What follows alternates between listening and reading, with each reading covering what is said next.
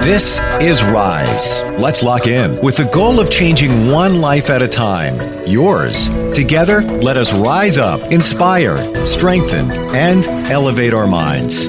It's time to rise on the voice of Nassau Community College, 90.3 WHPC. Hello, my name is Dr. Saran Heron, and welcome to Rise. Today we're going to talk to Dr. Margarett Alexandre, who is an associate professor at York College Department of Nursing, School of Health Science and Professional Programs of the City University of New York.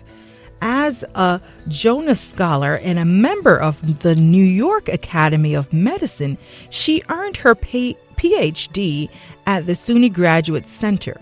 Dr. Alexandre received a master's in nursing and a certificate in gerontology nursing from Adelphi University. Dr. Margarett she mentors high school students in research as well as undergrad and graduate level nursing students in their educational and professional pursuits. She is actively engaged in a collaborative project addressing the incidence of hypertension among college students throughout the metropolitan area. She has published in peer-reviewed nursing journals and serves as a manuscript reviewer for multiple journals. Additionally, she is the founder and president of Grandbois Youth Empowerment Mission, Inc., formerly Mission Grandbois, I hope I'm saying it right, which provides health, nutrition, and educational support to Grandbois Community in Haiti. Dr. Alexandre recently added a memorial scholarship for pre-law and law students in her son's name. She is here today to share her son's journey to being a lawyer, his health problem, work she is doing in Haiti, and how she continues to excel in her nursing profession.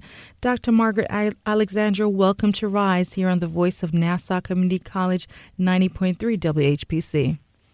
Thank you very much, Dr. Heron, for having me, and I look forward to a very interesting conversation. Absolutely. Well, warm welcome to the program. So you are an associate professor at York College teaching nursing. Why did you pick that profession?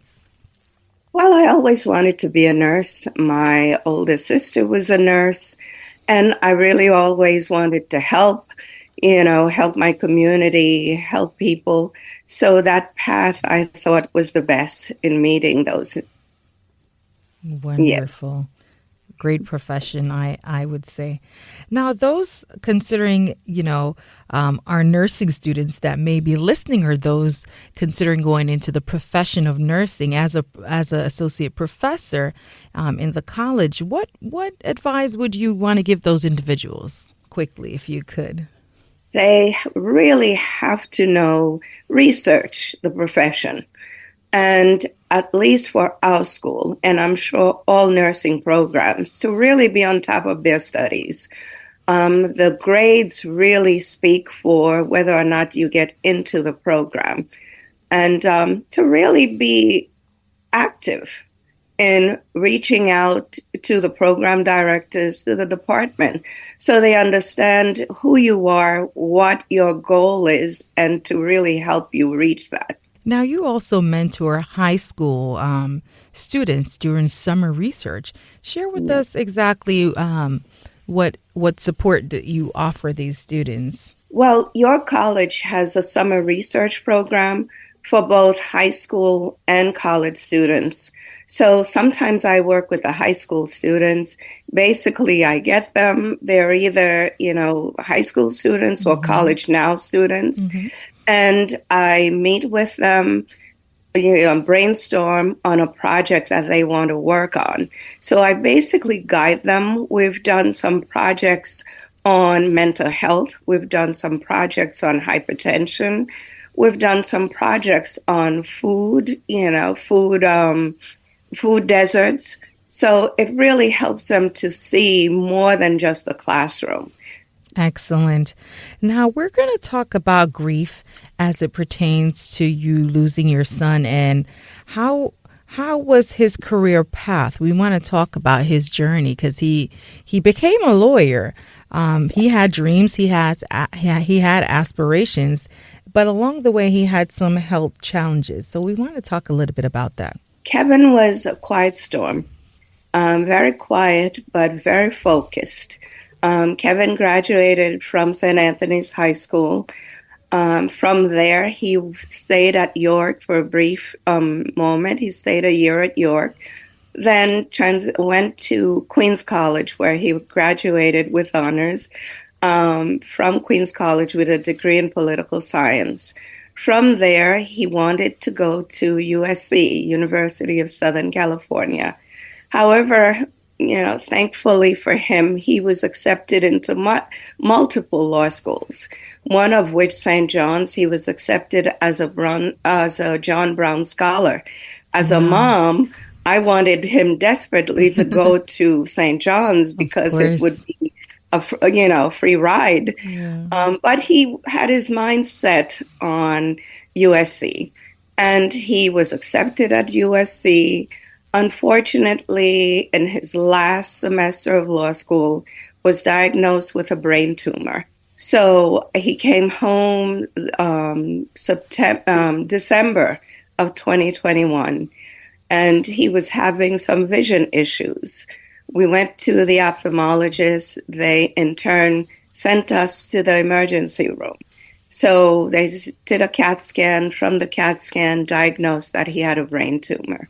He had a surgery. It was a large tumor. He had a glioma, with a high-grade glioma. So he did well. He had the surgery on the 23rd of December. By the 28th, he was out of the hospital, doing well. Ended up having to have chemo and radiation as a result of the size and the grade of the tumor. Did well, managed to finish school virtually, went to USC to graduate in May of 2022, came back to New York, traveled to Europe as he wanted, and then started working in October. He worked until December of 2022 when he started getting sick again. So he ended up getting into the hospital, being admitted to the hospital in January of 2023, on the 17th of January. They did all that they could, even some experimental works that could really reduce the type of fluid that was building up in his brain. And I guess after 73 days, he had enough. On March 30th, he told me he wanted to go home. And a week before, so on the 30th, he came home, and he passed away at home on April 1st of 2023.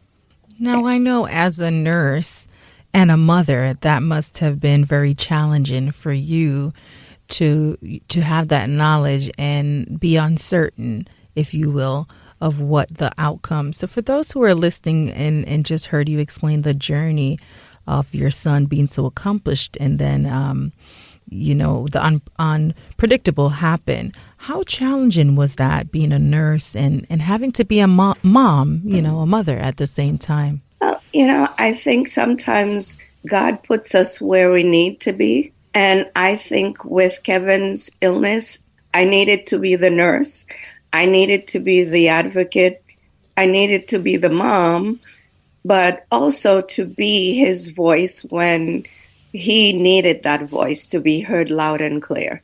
And it was difficult, to say the least. Right, but I felt imagine. I was in the place of to be there as his guardian, to still have him make his decision, but to make sure those decisions were carried out.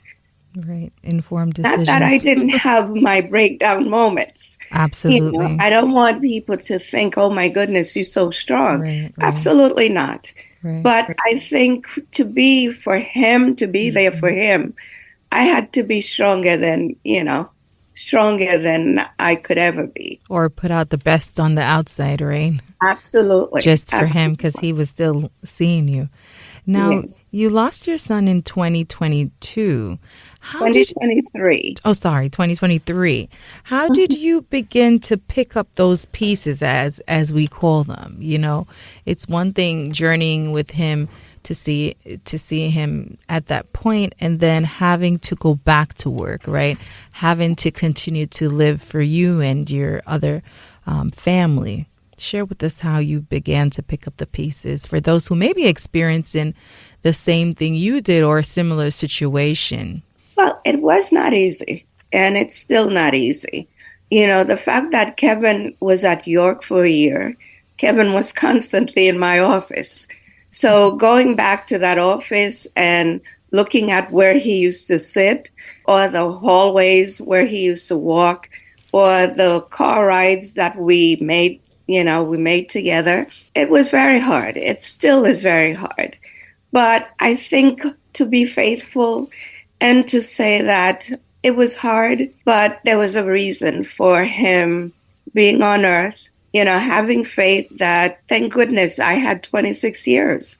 Some people don't have that much time, and the kind of pain that he was in when he first started having the headaches, he could have died in the room, and God gave us the opportunity for him to have a tumor that was bleeding in his head, to be able to take a flight from California to New York, and to have really 15 months with us. That gives me hope. That gives me really the drive to say, thank you, God. As much as I want to say, why me, why him, sometimes it's not even worth asking.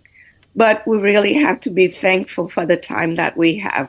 It's not easy, but we have to do that. You are listening to Rise on the Voice of Nassau Community College, 90.3 WHPC. My name is Dr. Saran Heron, and today we're talking with Dr. Margarett, who is an associate professor at York College Department of Nursing School of Health Science and Professional Programs of the City University of New York. She has earned her PhD from CUNY Graduate Center, received a master's in nursing and a certificate in gerontology nursing from Adelphi University. Dr. Margarett has mentored high school summer students who are doing research as well as undergrad and graduate level nursing. She has actively collaborated with different projects related to hypertension among colleges in the metropolitan area. She has published in peer-reviewed nursing journals and served as a manuscript reviewer from multiple journals.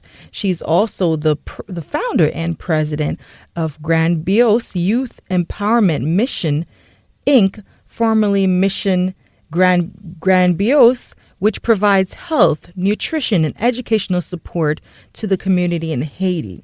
She has recently added memorial scholarships for pre-law and law students in her son's name.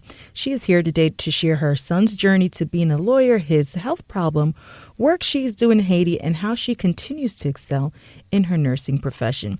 Now, Dr. Margarett, as we're here talking, for those who may be listening, who have lost a child or dealing with a situation that they're unsure what the outcome would be, what source of strength did you have that you would like to share with those who may be having such a hard time today? Well, faith first and foremost, family, and having the resources, the connections, even sometimes when it's somebody sitting next to you in silence, because sometimes silence is the best, Agree. type of support. People don't feel that they have to say something.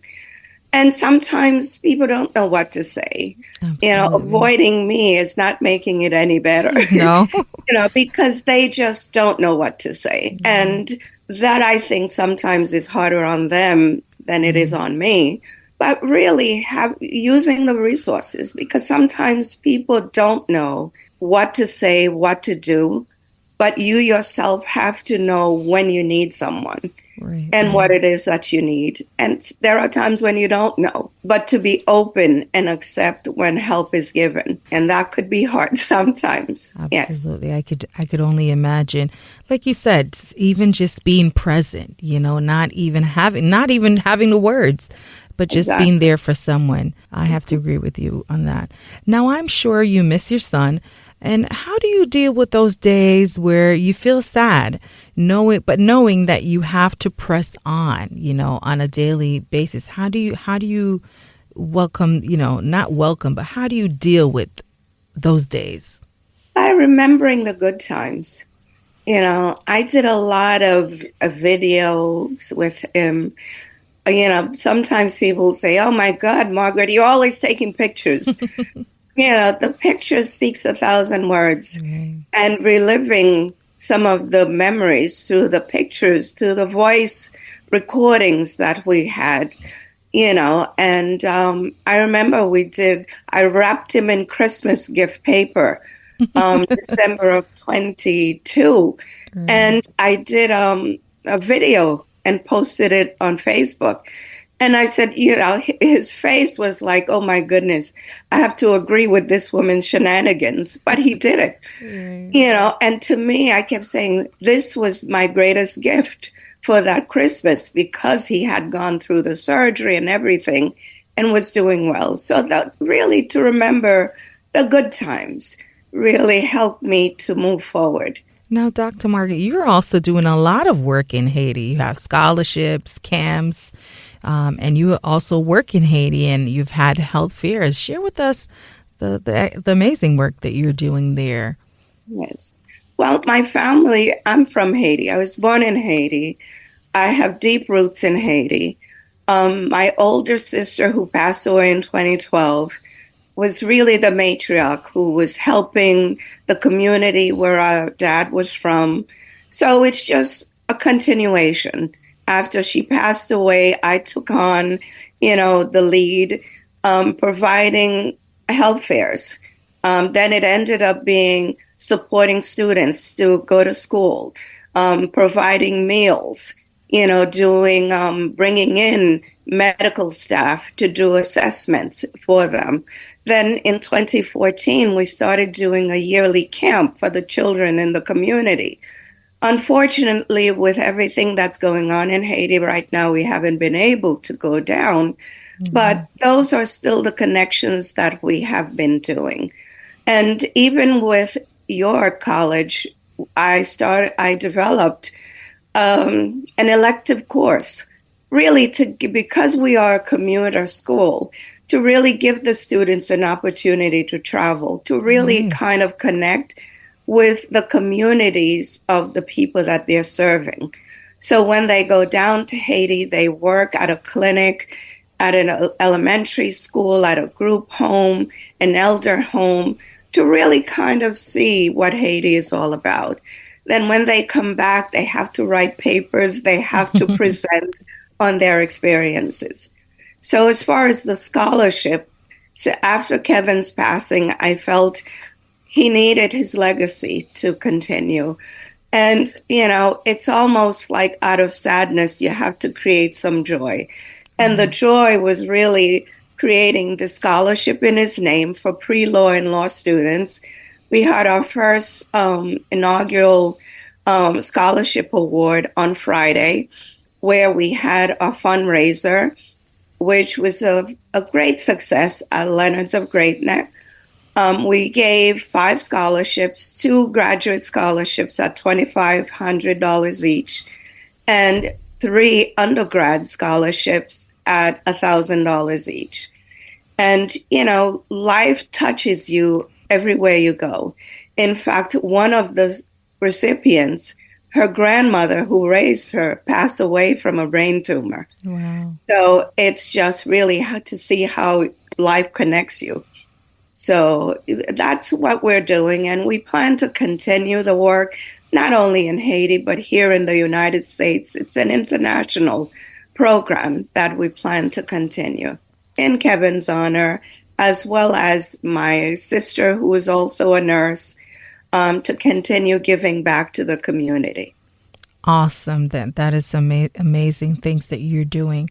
Now, it seems like you love to help people. What is your drive? What it is that makes you want to help others? Like you said, Haiti, things in Haiti may be on pause at this time, but like you said, we're in the United States. We could make a difference.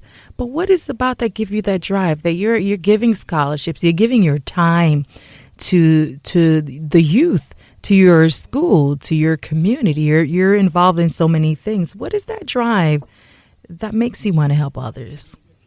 I think the best drive is, they say too much that is given. Much is, I don't remember the whole Too much who terminology. is given, much is required. Much is required, but not so much required. But to me, it's you've been given an opportunity. It's important that you open doors for others. You had an opportunity. So if you're in the position to give others that chance, you should do that. And that really is the driving force for me. To give my students, give people in Haiti, agree. Or, we've traveled to the Free Republic of Moldova for the students to have that opportunity to see there are a lot of people out there who do not have as much as they do. And it's important to give a lending hand. I so much have to agree. It's almost like we have to pave the way for others. We have to reach back. We shouldn't forget where we're coming from as well.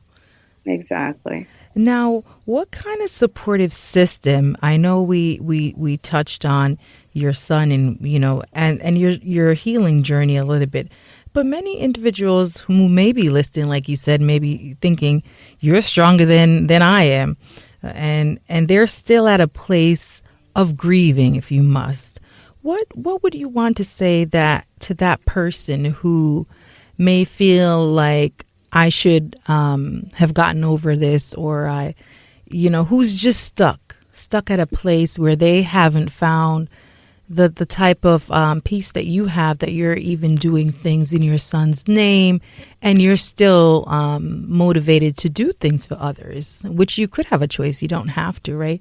So what is it that you want to say to those listeners about finding their strength? I know you gave some tips on how you deal with certain things, but what do you want to say to them if they're listening even right now?